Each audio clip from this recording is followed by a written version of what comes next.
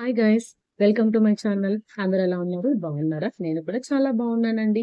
ఈరోజు మీకోసం బెండకాయ ఫ్రై ఎలా చేయాలో చూపించబోతున్నాను.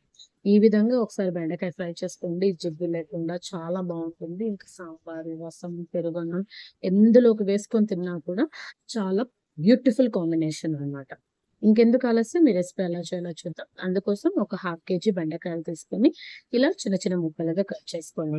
అలాగే ఒక ఎర్రగడ్డను కూడా సన్న సన్న ముక్కలుగా కట్ చేసి కరివేపాకు కూడా తీసి ప్లేట్లో పక్కన పెట్టండి.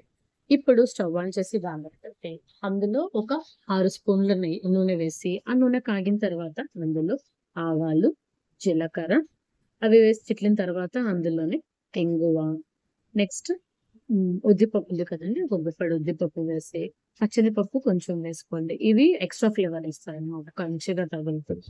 అందులో మనం కట్ చేసుకున్నటువంటి ఎర్రగడ్డ, కరివేపాకు కూడా వేసి ఒక 2 మినిట్స్ వేగిన తర్వాత మనం కట్ చేసుకున్న బెండకాయ ముక్కలు వేసి ఆ బెండకాయలకు పట్టేంత సాల్ట్ వేసి ఒకసారి బాగా మిక్స్ చేసి మీడియం ఫ్లేమ్ లోనే ఫస్ట్ జిగురు పోవాలి కదండి, ఆ బెండకాయలో ఉండే జిడ్డు పోయేంత వరకు మూత పెట్టి ఒక 15 మినిట్స్ ఉడకనివ్వండి. చూసారు, ఒక 15 మినిట్స్ కంటే బెండకాయలో ఉండే జిగురు పోయింది. బట్ ఇంకా బెండకాయ బాగా ఉడకాలి కాబట్టి ఇప్పుడు కూడా మీడియం ఫ్లేమ్ లోనే ఉంచి బాగా ఫ్రై అవ్వనివ్వండి. నాకు ఒక హాఫ్ అన్ అవర్ పట్టింది. ఈ విధంగా బెండకాయ బాగా ఇదైపోయింది. ఈ టైంలో మనం ఇంకా మంట సిమ్‌లో పెట్టేసి ఒకసారి బాగా మిక్స్ చేయండి. బెండకాయ బాగా కుక్ అవుతుంది. అండ్ ఇంకా బాగా టేస్టీగా కూడా ఉంటుంది. ఈ విధంగా ఆయిల్ సెపరేట్ అయిపోతుంది, చూసారు కదా! ఇప్పుడు మనం అందులో లైట్‌గా పసుపు పొడి, అలాగే లైట్‌గా మిరప్పొడి, నెక్స్ట్ ధనియాల పొడి కూడా జస్ట్ ఒక చిటికెడు వేసుకొని మొత్తాన్ని బాగా మిక్స్ చేయండి. బాగా మిక్స్ చేసేసిన తర్వాత ఇప్పుడు శనుగులుంటాయి కదండీ, ఆ శనుగుల్ని ఆల్రెడీ నా దగ్గర రెడీగా ఉంటుంది. పొడి చేసి పెట్టుకున్నాను. శనుగులు కానీ లేదా శనగకాయ పప్పుల పొడి కానీ వేసుకోవచ్చు. శనుగుల్ని ఇలా పొడి చేసుకున్నాము.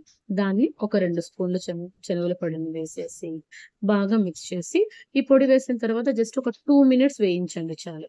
2 మినిట్స్ వేగనిచ్చేసి తర్వాత స్టవ్ ఆఫ్ చేసేసారంటే టేస్టీ టేస్టీ బెండకాయ ఫ్రై రెడీ. రసంలో, సాంబార్, పెరుగు దేంట్లోనో వేసుకొని తిన్నారంటే సూపర్ ఉంటుందండి. ఈ వీడియోని నచ్చినట్లయితే లైక్ చేయండి. అలాగే ఈ రెసిపీ ఎలా ఉందో కామెంట్ చేయండి. నా ఛానల్ సబ్స్క్రైబ్ చేసుకోండి.